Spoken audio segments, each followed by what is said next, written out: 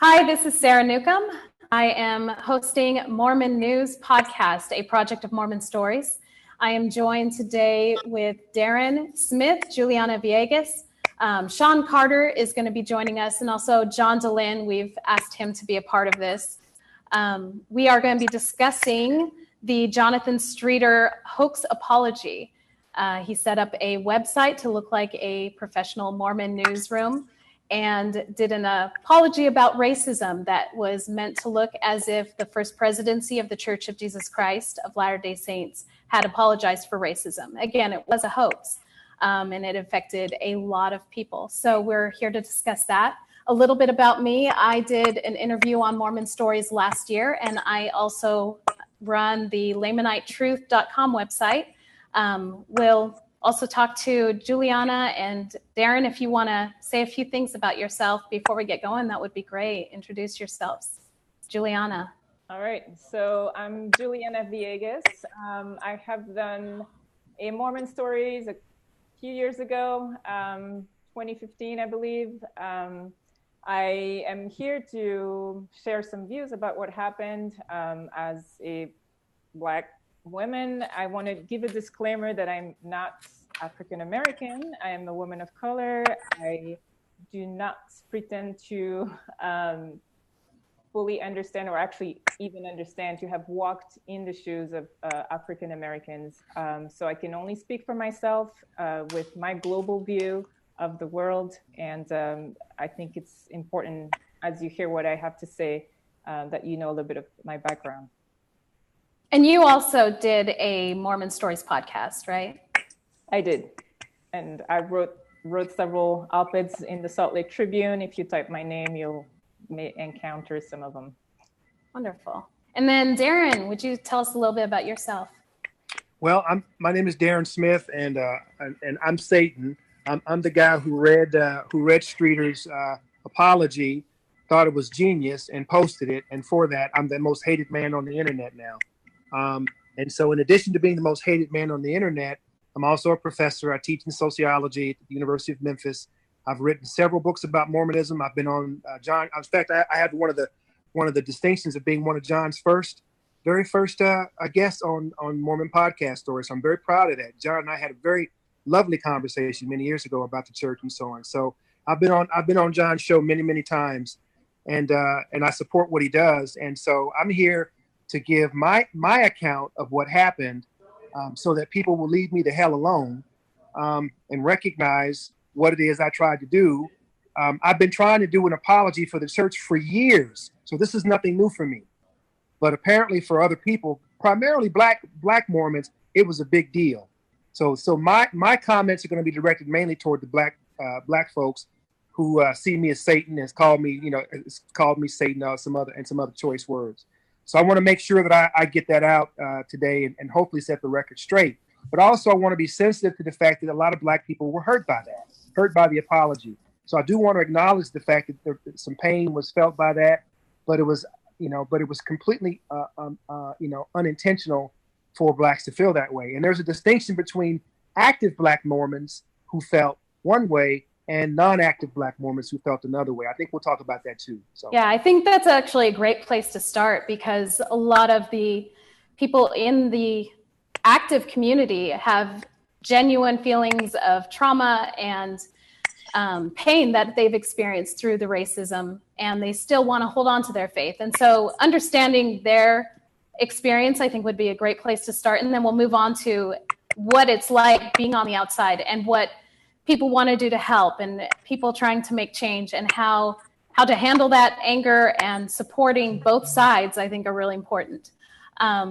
Julienna, do you have any thoughts on what it's like for the faithful believing members in terms of reading a fake apology that they've wanted for so long and feeling that pain afterwards? Do you have any thoughts about that? Well, I want to start with the reaction I had when I came across the fake apology.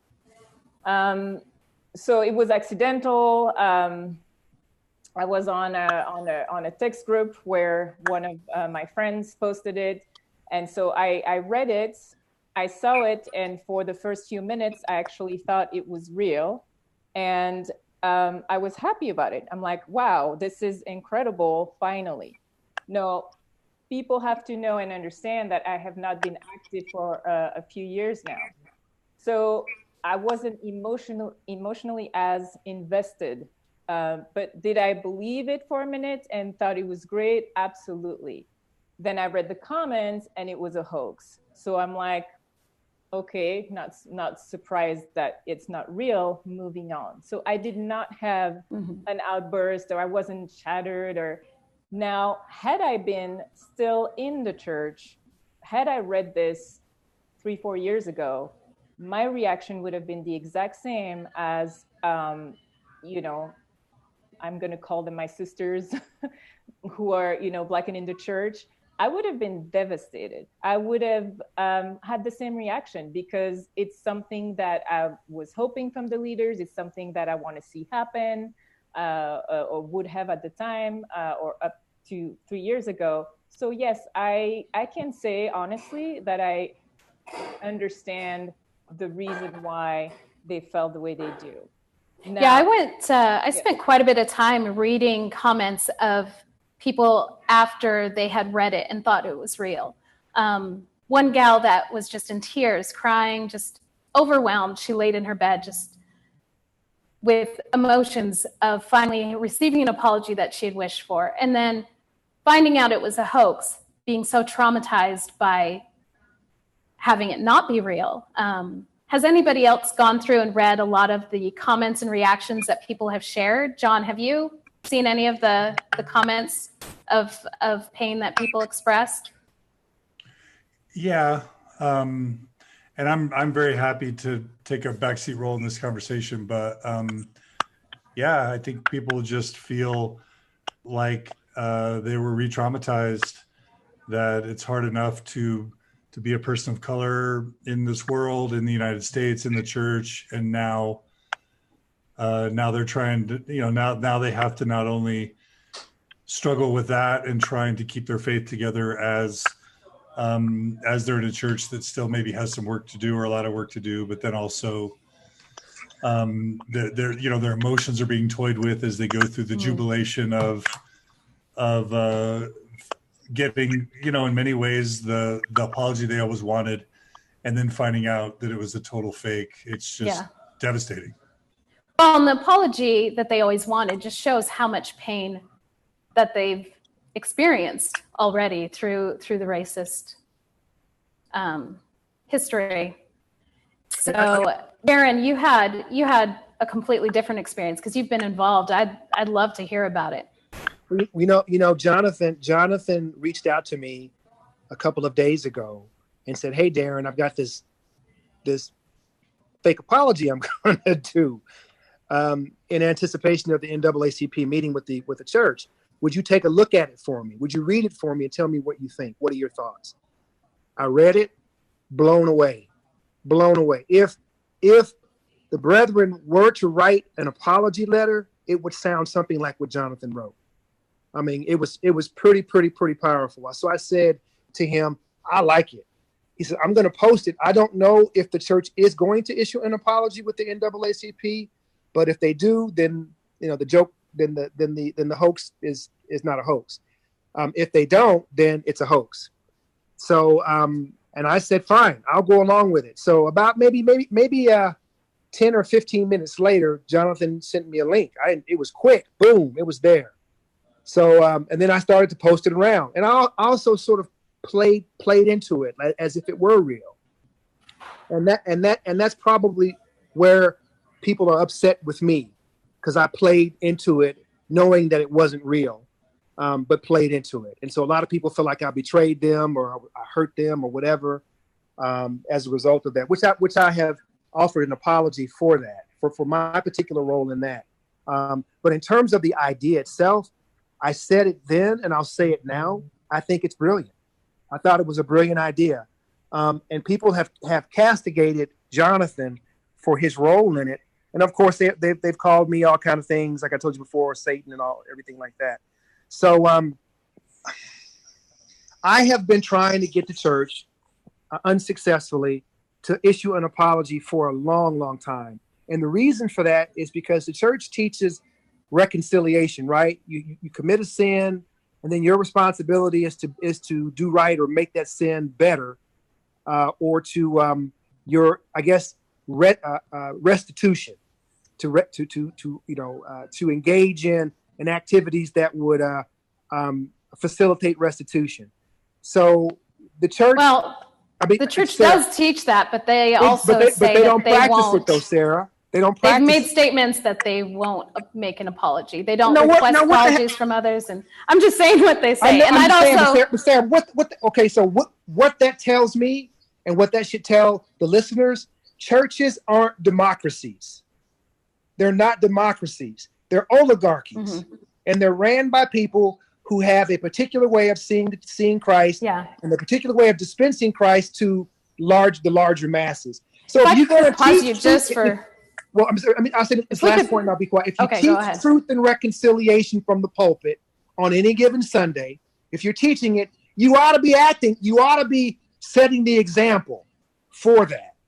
And the church has yet to set an example. And to say that we don't apologize, for me, is hugely problematic. Hugely problematic.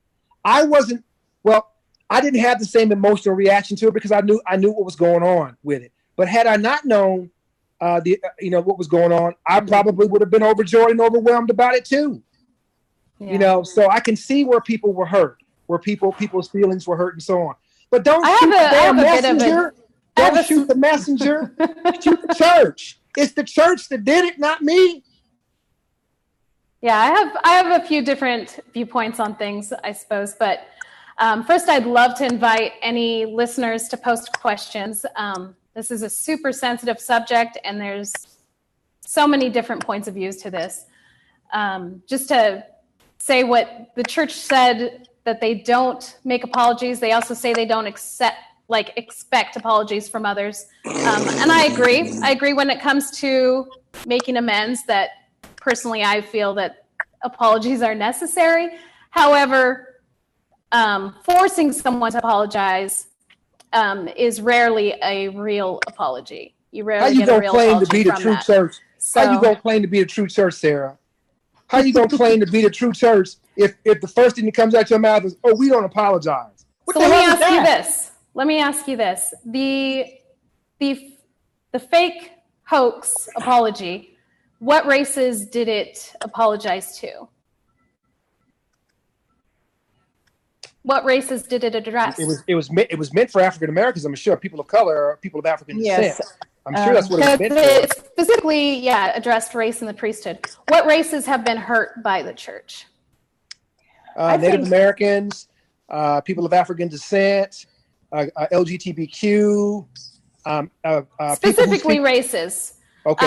If you read history, pretty much all races have been thrown under the bus at one time or another. So in some ways, Streeter missed a great opportunity to include all races. And I think by addressing just one race that he didn't understand their experience as a Black Mormon, I think he missed some of the pain that may have happened since then, because he didn't fully understand what it's like for a truly faithful, believing member to experience that racism.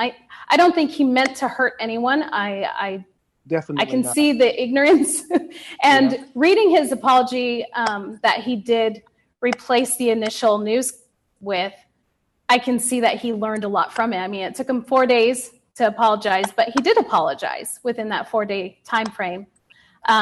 If I may interject, yes, if you don't mind, I think this fake apology letter was specifically in regard to the 1978, ban. So yes, it affects anyone that's non-white, but particularly the Black people. Yeah, I agree. His news hoax was definitely. If other races were,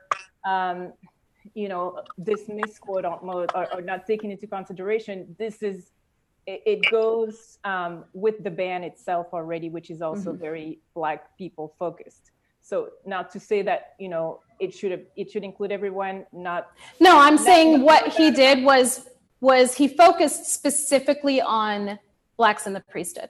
That's what the hoax apology was. Yes. So understanding that he knows nothing about what it's like to, he didn't understand the people he was apologizing to, because he has a Mexican descent. He spoke in his video apology about being of Lamanite descent and having a different experience in the church. However, his apology was specifically a hoax for the race and the priesthood and the Black community. Yes. And that's something he does not understand what it was like. And I think through this experience, he genuinely had greater understanding by the time he gave an apology of the pain he caused, because there was genuine pain in the Black community with the believers of what, you know, when you've experienced certain traumas in life, you can have PTSD, you can have all these traumatic triggers. And when you have something that you've hoped for so long be fake, it can cause that genuine trigger, those genuine emotions of all these, not just one thing that they've experienced, hundreds of things and years of things. And that's something I don't think he understood, and something I think that genuinely they have a valid reason to be hurt by the fake apology.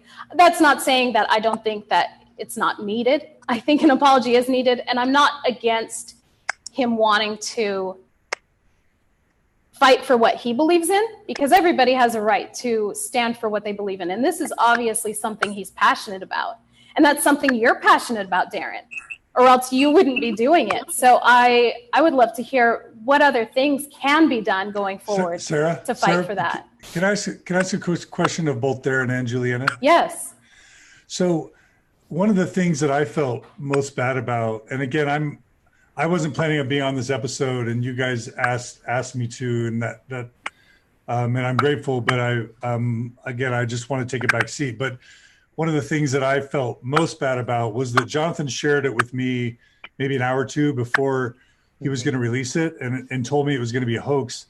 And I didn't even read it because I was super busy, and I didn't even promote it for the first couple hours until a person of color shared it and gave a commentary, and then I forwarded a person of color's commentary, but I didn't even feel like it was my place to comment on it. But what I felt really bad about was that I didn't immediately sort of like, it didn't trigger my mind, oh, Jonathan's doing a fake apology, it's going to hurt a bunch of people. And I think it's because I don't have any idea what it's like to be a believing Mormon of color. But Darren, I'm and Julian, I want to hear your view too. What kept you guys? Well, Julianna, it sounds like you did believe it and then realized it was a hoax. But Darren first, then Julianna. Darren, why didn't you immediately go, this is going to hurt too many people, Jonathan, don't do it? That's a great question, John. I was thinking about the larger institutional benefits that this might have, and I wasn't thinking about how it would impact the individual. I was looking at this more of a structural issue of how it might maybe force the church to take a cold, hard look at why it needs an apology. That was the last thing on my mind. And also I was thinking to myself too, is that the Black community in the church has been through a lot of microaggressions, a lot of traumas, as you mentioned before, Sarah, a lot of multiple traumas. And so I wasn't looking at this as a potential traumatic event for Black people. And so that's probably where I was wrong.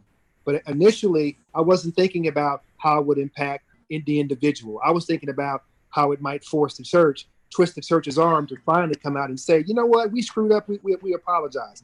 And that's the honest truth. So after a few days, and after seeing all the consternation over, and all of the, you did this, and why did you do this, and I'm hurt and all that, then I started to think, well, maybe this wasn't a great idea. And that's kind of how it came about. I wonder if there are steps we can make to still help heal the Black community, whether they're still active members or whether they've left the church. One thing that I would love to see is solidarity, regardless of race, regardless of gender, regardless of preference, regardless of nationality, solidarity. And I think a lot of people want to help change the world. I think a lot of people want to help change the pains that people have experienced. I've seen a lot of that support in the LGBT community. But I think a lot of people don't know what to do. So I'd love to know, Darren, Juliana, what are things that people that aren't in that experience, what are things that they can do to help change? Because no matter what, somebody's going to do something wrong, whether they're a believer or they're a non-believer, someone's going to mess up somewhere along the line. And that's all right. Human nature, we're not going to be perfect. But what are things that we can do to help heal the community with or without an apology? Because waiting for the church to apologize, it's not something I personally would want to focus on, but wanting to help heal both members and people that have left. That's where the real change is going to happen. Not at the top, but with people like you. All right. What was the question, Sarah? Okay, I think we have two. Maybe go back to Juliana's. Two questions. I want to hear Juliana's response to what John said earlier. Yes, let's take one question at a time. So if I'm understanding right, John, you wanted to know why wasn't my reaction as strong as the people of the color inside of the church, or? Well, yeah, I mean, I guess there's a lot of people. I think Darren captured part of this. I think a lot of the people that were excited about it or liked it, I think most of these people probably don't believe in the church anymore, and they were trying to either stick it to the church or find some way to kind of, motivate the church to embarrass the church or motivate the church to try and change in some way. Mm-hmm. And so they weren't seeing Black people of, faithful people of color as people that would be hurt, because they weren't thinking of them at all. They were thinking about, how do I stick it to the church or make the church change? And so, how was your reaction? And did you immediately see that this was going to be hurtful to a group of people? Okay, so like I said at the beginning, because I have not been active in the church for a few years now, I am not as emotionally invested. And so when I read it, I was happy. I fell for it. I was happy, and then saw that it wasn't true and kind of shrugged and said, well, what else should I expect? And moved on. Now, I wasn't aware of the hoax before it happened. Jonathan Streeter reached out to me a couple of days ago to kind of, see. I think he really tried to reach out, which he should have done before, and he recognized that.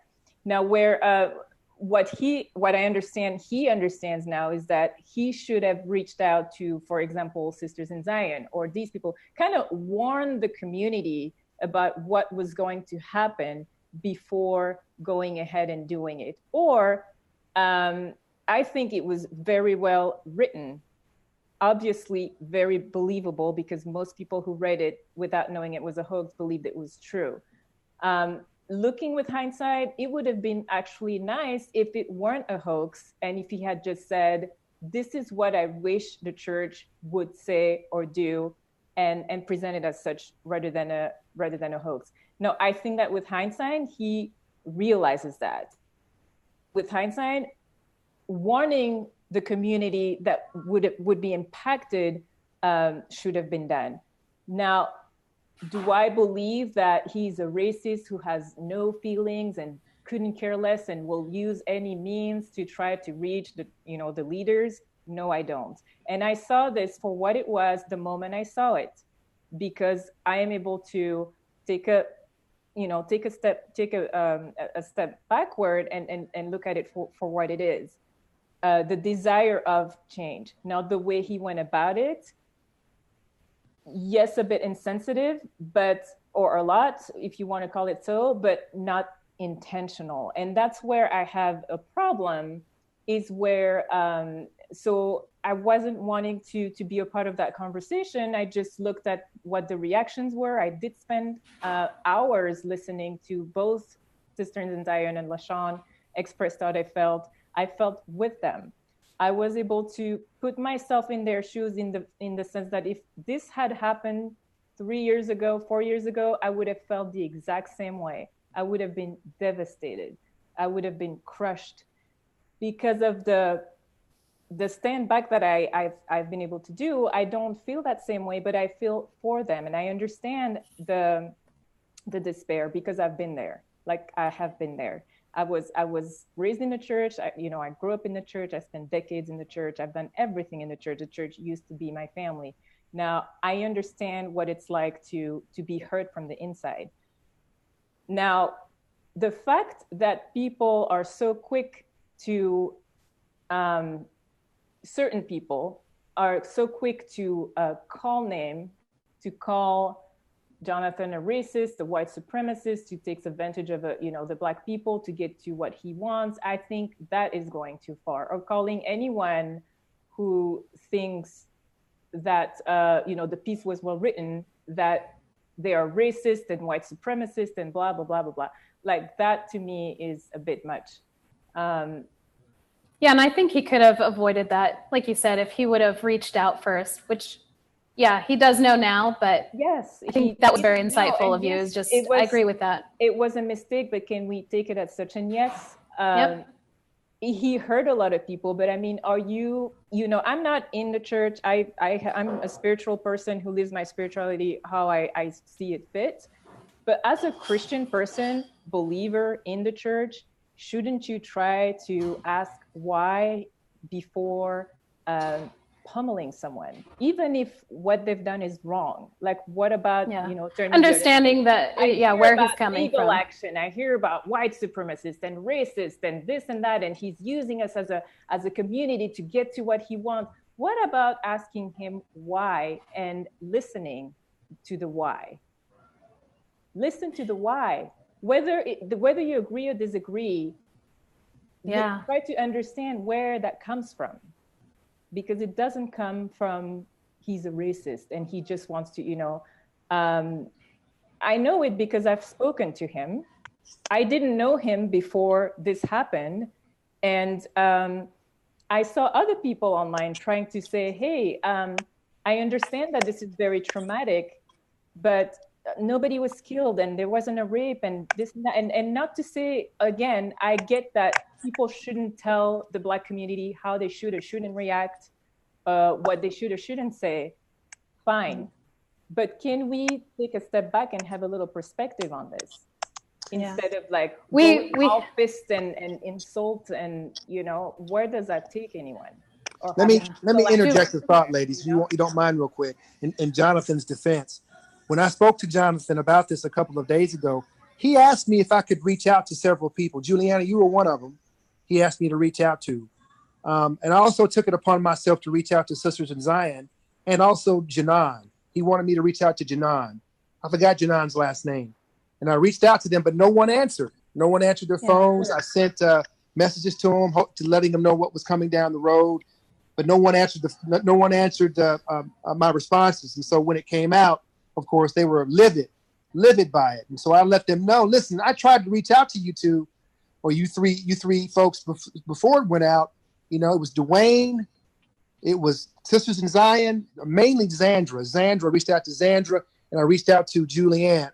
Not Julianne, I'm sorry, Julianne, but I reached out to Janan, Zandra, and Dwayne. None of them answered their phone. None of them answered their messaging. So, and then I didn't know when Jonathan was going to release it. So he just released it, and so there you have it. So, but I let those folks know.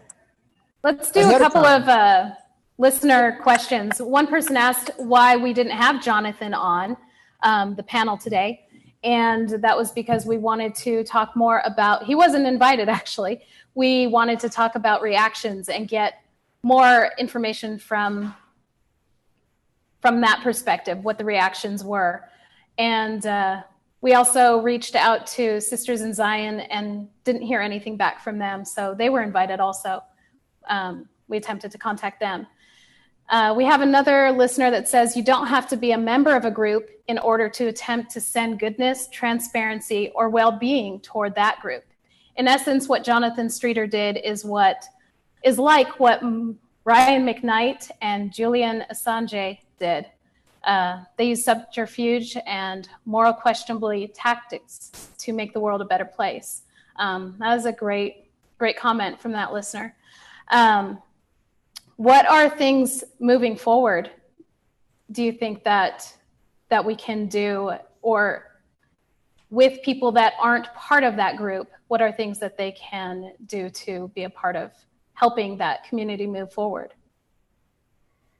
Anybody have any ideas on that? I think it's important for the Black community to give a little space, because right now, maybe not from everyone, but from what I've heard, and I know it's very emotional and not everyone wants to talk or say how they feel or whatnot, but I want to read like one of the comments that that to me expresses the feelings of people on the outside or inside who are white and don't really know what to say, what to do, because if they say something, it's, if they say, we're with you, you're fake and you're racist anyways. If we don't do anything, then you're just a bystander standard. So this is, I'm not going to say names, but this is what one of the comment I took says, and I think it expresses a lot of people's feelings. He says, I grew up in a different time. I certainly respect any person who is in a minority who is too pained to be able to help those in the majority to understand their pain. It certainly takes strength and courage that perhaps that person can't muster when being asked. I think what is said is that if someone wants to take the time to explain, even perhaps we can ask those questions. That said, let's see here, gives me greater admiration for those like Martin Luther King that took the time to help the majority understand the pain and indignity the minority was feeling when he himself must have been feeling great pain. I can't imagine where civil rights would be without courageous, strong members of the minority that are willing to reach out and help those that don't understand get a greater understanding. He says, I mostly commented because I'm sure I would have made the same mistake, which he talks specifically about, I think it was Lindsay Henson Park trying to understand right in the heat of things. I think she asked a question. I don't even know the backstory, but she also got pummeled because she asked a question at the wrong time while someone was in pain, and that was wrong of her to do. She apologized and all that, but this is kind of what he's trying to say here. He said, I mostly commented because I'm sure I would have made the same mistake. If someone does a podcast and shares live their thoughts and I cannot type in a heart or a comment, I probably would make the assumption then they are open to a question. This would seem to discourage dialogue if we should go into someone's podcast assuming they don't want to take questions and that they might be offended if I ask something. But this does seem to be a common attitude now. And on that specific thread, I mean, the feeling was, don't ask us questions, we're suffering, if we want to give you, comments and whatnot, like, let it be on our time. I mean, it was very suffocating, the kind of narrow pathway that people had of, white people had to try to understand, what happened and what they can do to help. And so at some point, I mean, I think it's important to open, that door of that way of communication and to not jump into conclusion and to step back and to, whatever emotional turmoil is there, you deal with that, fine. But to start calling people racist and white supremacists because they say, hey, this may be a little bit too much to take it as if, I don't know, like it felt very suffocating to be on some of those, to read some of those threads and see that non-Black people had like no space at all to even ask a question. Yeah, and that's just another example of how much pain people are in and how reactive that we can be when we're in pain, regardless of what race we are. There is that reaction to you don't understand and not wanting other people to contribute. However, on the flip side, there's so much beauty in how much solidarity people are attempting to give. So that right there, that alone gives me hope, regardless of how people react. I don't expect the Black community to not, the active members that have reacted in ways that aren't perfect, that's all right. They're going to react that way. Especially right when something painful like that happens. However, I still have hope with moving forward because of how much solidarity and attempts have been made and will continue to be made to defend people and to make change. I'm kind of interested by what you've experienced, because you got it pretty bad when it came to reactions, and you've talked a little bit about it, but not so much sharing it with our viewers. If you want to talk about that, because that right there shows a different side of things going on. Well, I got lambasted, and before I got cut off, I was saying something about I was going to respond to the question as to why Jonathan didn't join us. It's obvious. Jonathan told me he's going to go underground for a while because he feels that much like me, him. So he decided that maybe he'll let it calm down before he gets on and tries to really engage people. But in terms of me, I'll be honest with you. I was pissed that black folks came at me like I was Lucifer. It really pissed me off. It's like, shoot the messenger. Don't shoot the messenger. I'm not the one who actually drafted the doggone thing. And yet I'm the one that's being blasted for it. And it's always the same old people doing it. It's always Sisters in Zion. It's always them. It's always a handful of Negroes that always coming after me over some stupidity. You ought to be mad that the church still engages in racism. Why you jumping on my case like it's my fault? You belong to a church that is absolutely racist in every fucking way. Okay? In every way. And then you're sitting here blaming me, the messenger, for posting the thing. I mean, what the hell is that? I personally don't think it's because they're aware of what they experience. They know the church they belong to, and they still have faith in certain parts of it. I think what hurt the most was they had something that they desperately needed, that they wanted to be able to heal, and it turned out not to be true. Then Sarah, go to the institution then. Don't blame the messenger. Go to the institution. It's the institution that's doing it. It ain't Darren Smith. The person you want to talk. Listen, black folks, if you're hearing me on this, get off my damn case. That's one. Particularly black folks who are active. If you want to have change in the church, go to Todd Christofferson. He's the best person to do this. Todd Christofferson. He's the most sensitive to it, and I think he would be the best ally for active members to go and talk to. But don't blame me. And certainly, if you want to talk to me about it, fine. But if you come at me with vitriol, I'm not going to sit there and take it. So I'm not going to take out vitriol. You definitely shouldn't. Oh, go ahead, John. Darren and Julienna, so I'm just curious, and Sarah, how do we talk about matters of race? And I think that Darren and Julienna, I think both of you caught some heat on this.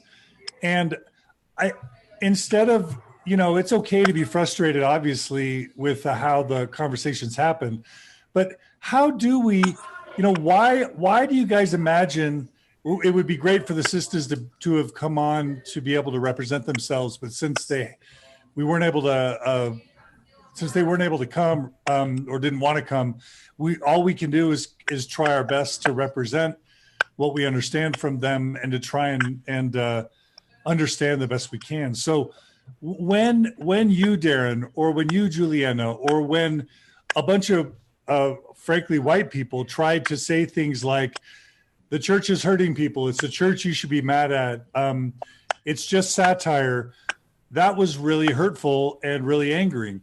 Can we talk about why? Can any of you take turns at expressing, number one, why the discourse, why the responses were perceived as hurtful to the believing people of color? And secondly, why the discourse got so ugly, and what are better ways for all of us to respond when these types of things happen? Julian, you start, then you, Darren, then you, Sarah, sure, if that's okay. Sure. Yes, sure. I think it's just like anything with having your ground shaken. Not everyone is ready to hear it, at the same time. And some people, I mean, when I listen to the Sisters in Zion, they are pretty much saying what I said at the end of the first podcast I did with you, John. I was, at that point, I was still in the church. I'm still officially a member, but I haven't gone. But and I don't consider myself one, but officially I still am. But they are at that point where you have lived so much goodness inside of the church. Like, my experience within the church was never a bad one. Like, I get a lot of heat for even saying that. I have personally, and this is just me growing up in Belgium and just, going to be going, like, I have not lived racism in the church. Now, does that mean that it doesn't exist? No, it doesn't. But I have not lived racism in the church. I have not lived sexism in the church. Does that mean it doesn't exist? Yes. No, it doesn't. Like, I have friends who have witnessed enduring all these things. Now, the way I left the church was, it was difficult because I didn't have any, it was conviction. It was not believing anymore in so many things. And it was opening my eyes to certain things. Now, what I see when I listen to the Sisters in Zion is that they are living in that cognitive dissonance space that is very uncomfortable. And they are holding on to all the good, which is true and exists in the church. There is a lot of goodness, and there is a lot of truth that are universal truth that exist in the church. But there is a lot of cognitive dissonance and things that you can, as a I don't know, feminist, LGBTQ, Black person, you will never come to terms with it. Like, you will not. Like, you can pretend it's not there. You can, which I've done for decades. For decades, I ignored all these problems. When it surfaced for real and you start looking at it, you have a choice to make. And you can live with the pain and the cognitive dissonance. It will never be comfortable. Or you can do what, Julianne? Or you can come to turn to your own truth, which is different for everyone. I'm not saying follow me again. And I say that at the end of the podcast I've done with you, John. I'm telling to no one to follow me. What I'm telling to people is to follow your own truth, and your own heart and your own conscience, and listen to no one but to God and to your heart. And you will know where to go. And if it hurts and it continues to hurt and there is no balm in Gilead, you may be in the wrong place. Now, that's for you to decide. I am not telling you you're in the wrong place. It's for you to decide. If you feel you're in the right place, then good for you. I wish people happiness. I have tons of friends in the church and I love them. And someone was like, oh, I hope you take care of your pain and your hurt because whatever, I don't know. I was telling her to not call someone a white supremacist and a racist. Just like, oh, I hope you take care of your pain. I'm like, I'm at peace where I'm at today. I am absolutely at peace. I am not on this side, on that side. I speak my own truth. I am not trying to please one or the other. I am not a worshiper of John Dillon, like someone have told me, or trying to please the white man. That is absolutely ridiculous. I was explaining to someone that I've lived on 3 continents, and America is the only place where I'm reminded every single day what color is my skin, as if I don't know. This is the only place. I've lived in Asia, I've lived in Europe, I've lived all over the world. This is the only place where I have to think about my skin color every single day. And that says something about the culture that we have here. Yes. And that plays a big part into an American-made church. Yes. So thank you. John, you were asking, how can we open the door? Take a step back and ask people why and where they're coming from and why they think that way, whether you agree or disagree with them, as long as they're not directly insulting you or, bullying you, that should have no place in no groups. Yeah, that's right. If someone disagrees with you, ask them why and where they're coming from. And from there can progress be made. Yeah. Thank you, Juliana. That's amazing. That's great, Juliana. I appreciate that. Darren, real quick before you answer the same question, we have a listener that wrote, his name's Christian. He wrote, Darren, you expressed my feeling through all of this. Jonathan may have lacked tact and sensitivity, but what he did wasn't racist. The church as an institution was and is racist. If someone's race precludes their ability to talk about racism, is that not racist? So that was addressed to you, Darren. Go ahead. Well, Christian, I think that's it. I mean, your question is off the chain. I agree. I mean, I don't believe what Jonathan did is racist at all. I really don't. I mean, I think that Jonathan, in his own way, was trying to further a much needed conversation. Maybe he didn't think about the ramifications of it. Neither did I, and several other people didn't. But I think his intentions were good. So, in fact, let me just clear up the air with the racism stuff. Okay. I believe all people are racist. Okay. I believe all people are racist. And let me tell you why I believe that. I believe white people are racist, not because they walk around calling people niggas, but I believe they're racist because they have white privilege and they wield white privilege and they don't know they have white privilege. And white privilege is germane in a racist society. Juliana, you said it beautifully. You said, I've been all over the country, all over the world. This is the only freaking place where race is such an issue. We live in a racial oligarchy in this country, okay? And white people benefit from it because it was set up by white people. So when I say white people are racist, and that's exactly what I'm saying, I'm not saying they're racist because they burn crosses on people's yards. I'm saying they're racist because they benefit from white privilege. They don't have to deal with the same stuff that you and I, Juliana, have to deal with on a day-to-day basis.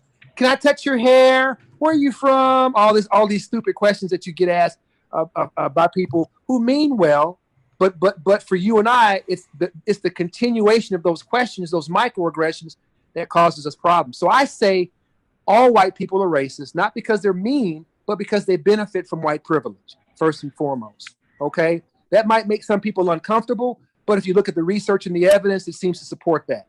We live in a racial oligarchy, and that's the way it goes. Now, so I'll say that.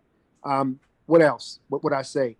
Prejudice is different from racism, right? I agree. Anybody can be prejudiced. I can be prejudiced. John can be prejudiced. Anybody can be prejudiced, and anybody can act on their prejudices, and they often do. And I found that to be the case when people have attacked me in these various groups because of my role in this issue with Jonathan, which I highly don't appreciate. I don't appreciate people attacking me personally. Okay. Now, if you got a comment to say, please ask me a comment. But if you're going to come after me personally, we're done. We're absolutely done. That's very unproductive, particularly when it comes to this. My background, okay, if those who don't know, I am a race scholar. If you Google me, you'll see me come up in all the things that I've written about race. I'm telling you right now, I know you guys don't believe it, but racism is endemic in this country. It was created in this country, and it was largely borrowed by other nations who were looking at having similar kinds of racist moments. I don't know if you know this, but in Mein Kampf, written by Adolf Hitler, he praises the United States, particularly our racial eugenics program that we had in the 20s and the 30s. Okay, Hitler was very, very impressed with the way we did race, the way that we handle race over in this country. Okay, that says a lot about how much work we have to do in order to get past this. One of the things that Black folks need to do in the church, who are in the church, who are and remain in the church, is recognize the fact that you have to make compromises to stay. Juliana, you said it so eloquently. You have to make compromises to stay. If you stay, you choose to deal with the bullshit, the racial bull. Can I cuss in this thing? You already did. Okay. You stay and deal. You agree to deal with the bullshit. Okay. Or you can remove yourself from the stressor, right? And live a productive life and so on and so forth. So what I'm saying here is that if you want systemic change in the church, you got to go to the head, the brethren, somehow convincing them that an apology is the right thing to do to help people. I don't want to see people hurt, and I don't certainly want to be a part of their pain. So, and that's why I keep saying, and that's John, you mentioned this earlier, put put the burden on where it's supposed to be. Not on me, not on Juliana, not on Sarah, not on John, not on Sean, the Church of Jesus Christ of Latter-day Saints, particularly the first presidency. That's where your anger and frustration ought to be. If your anger and frustration is on me or anybody else, it's misguided anger. It's misguided anger. I'll say that. So in terms of racism, can everybody be racist? Can everybody be racist? I'm saying that whites can be racist because they have privilege. Blacks can't be racist because they don't have power. They have no power to change this shit. If we did, we wouldn't be having this conversation right now, right? We wouldn't be having this conversation. So African Americans cannot be racist in the same way that whites can because they don't have white privilege and they don't have any power. But black people engage in racist acts all the time simply because they've learned it from whites. They've learned how to act and behave from whites. And then using white people, try to blame white people. Oh, he's like for instance, Jonathan Streeter. I'm blaming Jonathan Streeter. Jonathan, you make me feel bad. You make me feel bad because the church is racist. You're reminding me of the racism in the church. Again, that's a structural issue. The issue has to be at the head, the institution, not the individual, the institution. But the problem, as I said earlier, churches aren't democracies. They're not democracies. And if there is a opposition to the brethren, you have an opportunity twice a year to stand up and raise your hand and disagree. But nobody will ever do that.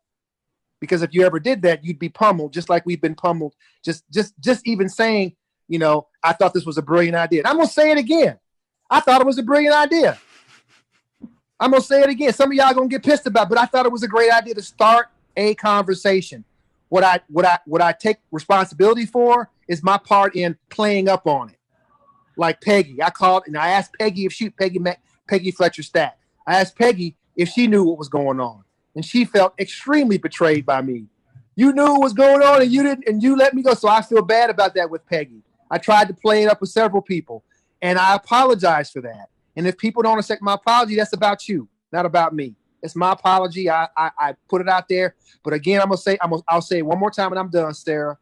The problem is at the foot of the church. Stop blaming individuals for the church's racism. Sarah, Okay. I just have a follow-up. I'm really sorry. So let's for the next little few minutes, let's put Jonathan Streeter aside. Let's put the church aside. And let's just talk about how can we talk about racial issues in Mormonism, post-Mormonism, and maybe even in America. Because what happened was all these basically when Sisters in Zion and other people of color who were faithful said this was racist, this was bad, this was mean, this was, and they started insulting Jonathan, saying Jonathan doesn't care about people of color, he's a racist, this is a racist act, whatever they did. Then a bunch of people started speaking up. And I used to think of it along sort of white versus people of color lines, but now I really am wondering whether it's sort of non-believer versus believer lines. Yeah, that's exactly what it is, John. But let's just say that's true. There's still a bunch of people of color who are believers. And yes. So again, the big mistake I made was not thinking of them when I saw it. And I think we've all agreed that maybe we didn't realize the extent that this would hurt believing people of color because we aren't in their shoes. So once they start speaking up, what's our job when they start speaking up? And Sarah, I think you can jump in here too, because you may have not been affected by the priesthood ban, but I'm sure you know what it's like to have a bunch of white people or privileged people speaking up on issues and telling you got us wrong, wait a minute, trying to white-splain you, you know what I'm saying? And so what is the right way to respond when people of color are speaking up and saying this hurt me? What are the wrong ways to respond and what are the right ways to respond? Just to throw in my 2 cents here, I personally feel like when it comes to beliefs are so personal. And I've never had it as a goal to try to get people to leave the church, to stop having faith in what they've chosen to believe in. even if I'm completely against it. I spoke with 2 sets of missionaries this year, one in January and one in April. The first set told me, they taught me that Native Americans didn't have religion when Columbus arrived, and that they were lost in darkness, and they gave me a bunch of quotes. I recorded the conversation. I put it on my website, in fact, and I was really kind of re-triggered and affected by the things they said. And then the ones that I spoke to in April, I let them know, heads up, I'm Native American. Because the first set, I didn't tell them I was Native American. So they were telling me all these things, not knowing how they affected me. So the second set, I told them everything, and it was more intense than the first set. They had no problem explaining to me that my skin was cursed, or that Native American skin was darkened as a sign of a curse. Also recorded that conversation, put it on my website. Deleted the conversations. I'm not going to talk about who the missionaries were, give names. They're kids that were raised in the church, so they've experienced their own brainwashing stuff. So when I'm personally affected by racism, and my race, what I experienced is much different than what Black Mormons experience, but it's also similar in some aspects. The thing I go in always trying to remember, well, there's 2 things really. One, most people just want to help. If they say things wrong, everybody's going to say things wrong. Even these missionaries think that they're helping. If you understand that most people just want to help, including Jonathan Streeter, including Sisters in Zion, they're standing on completely opposite sides, and they all just want to help. The second thing that I find very meaningful from a Native American perspective is a quote by Chief Seattle. When I was going through my faith transition and struggling through a lot of things, I came across this teaching, and Chief Seattle said, "Humankind has not woven the web of life. We are but one thread within it. Whatever we do to the web, we do to ourselves. All things are bound together, all things connect." So I look at the Black members that are in pain and angry every bit the same as I do the people that are on the outside that are angry. Understanding that everyone just wants to help, including the white people that are going to say things wrong because they haven't experienced it, including men who say things wrong to women who've experienced sexism, including people that aren't LGBT, that say things wrong to the LGBT community. But realizing that there's a lot of solidarity out there, and there's a lot of desire from so many areas to help. And if we can focus on that, that's when we'll actually see change. Stop defending ourselves, stop attacking each other's beliefs, and just focus on what's real, and that's the people themselves. Yeah. But that's Thank just you. me. That was beautiful. That quote, that Native American quote, was very beautiful. That's really how I feel. I have listened to the hours of Sisters in Zion and LaShawn speaking. I've listened with my heart to what they had to say, and I felt with them. I've listened to John Streeter, and the sorrow that he feels is real. He's talked to me on the phone. He's now kind of crouching. And I want to see, if you call yourself Christians, I want to see you extend a hand and accept the apology, because it's not a fake. Even if they were pushed to write it, he did. How many years has it been that the church has been pushed to write the apology and did not? Myself, I have written a letter, an op-ed about 3 years ago, asking the church to do the right thing and to do what they preach and to reach out. You know what really hurt me? I think I read it this morning or yesterday. I think it was one of the Sisters in Zion who said, or LaShawn, who said, so she read that letter, she was heartbroken, and then straight after that, she had some kids in her car and went to that meeting, that conference, and she felt invisible. She felt invisible. No one acknowledged what just happened. And I know they know. They are the first to know what's going on when it comes to the church. And that's what's going to happen. They're just going to ignore the thing and not reach out. And that is the fault. That is the bigger crime, is to hope for it to just pass under the water and ignore a whole community that is suffering and in pain and not reaching out. Like there is a bomb right next to your house and you're going to pretend it's not there. And that is so hypocritical. I agree with you. Everyone wants to be loved. A lot of people wants to reach out, and Jonathan wanted to help. He did it in a roundabout way. He wanted to help and push something that is dear to his heart.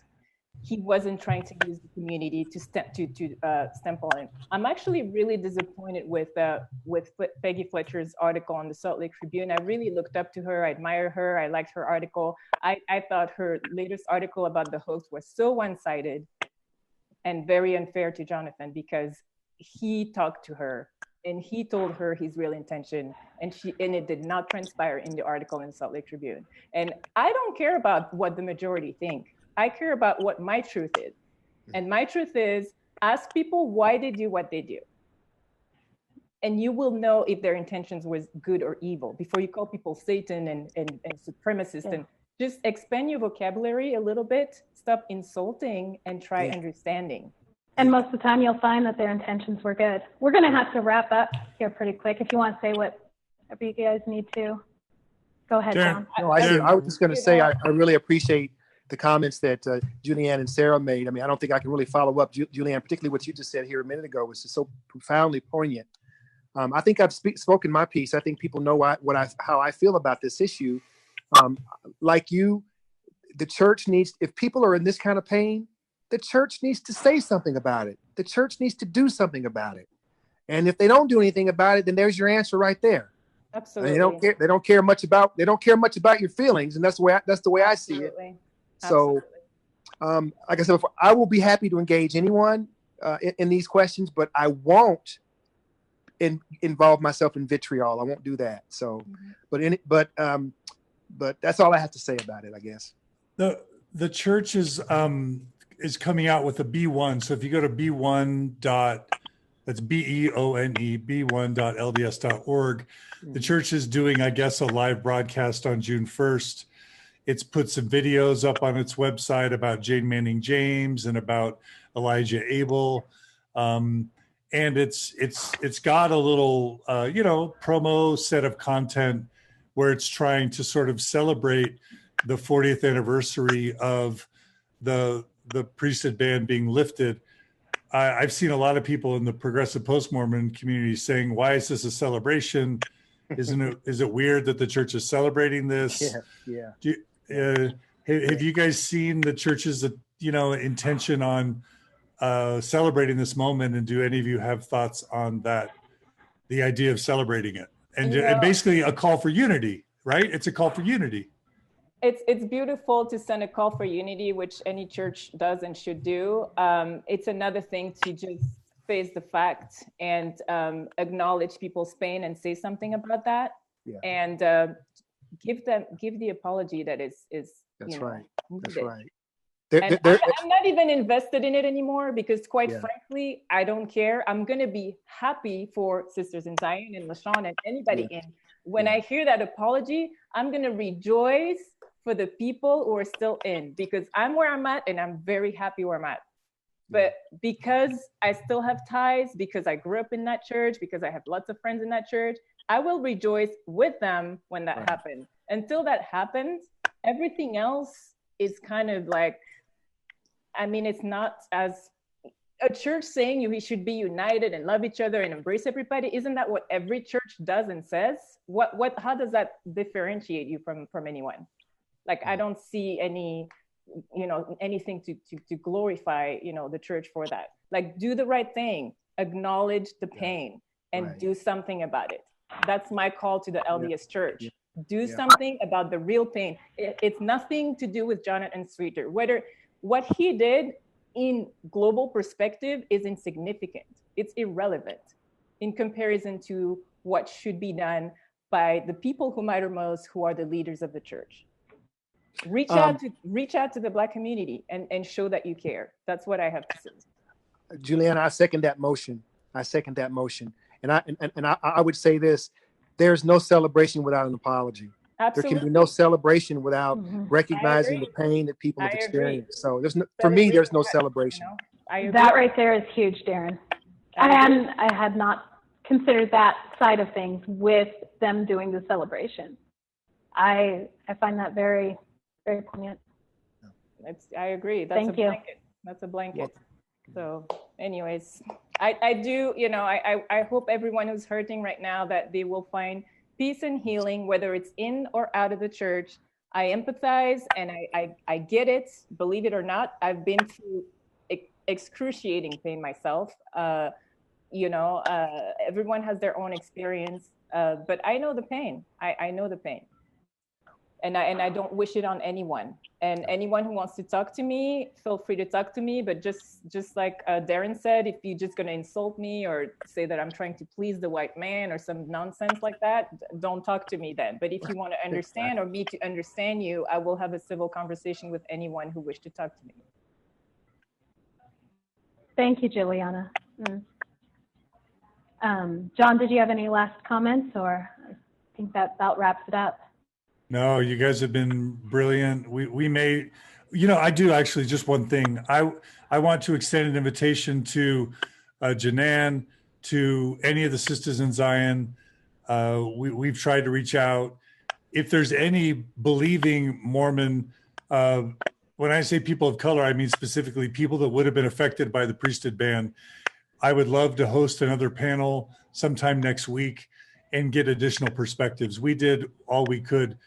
But if there's anyone who feels like their position wasn't represented today, that it could have been represented better, I'd be willing to do 2 or 3 more discussions of this, because we can't have too many discussions about race. And just because you're post-Mormon or ex-Mormon or progressive Mormon doesn't mean you understand the issues of race, doesn't mean you're a good ally. There's just a lot of work to do in the world and in every place. So I just want to say, I want to just end with an open, with a huge thank you, Sarah, to you. You're a brilliant moderator and pundit.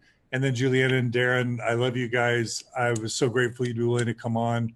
You guys are also passionate and thoughtful and tolerant. And I love that. And so I love you guys. And I just want to thank you and invite any believing people of color to form a panel. I won't even be on it if you don't want me to, and we'll let you guys go and tell the progressive post-Mormon world what we need to know, because we want to learn, we want to listen. Yeah. Thank you, John. Thanks, John. Appreciate it. Thank you. Sarah, Juliana, thank you. Thank you.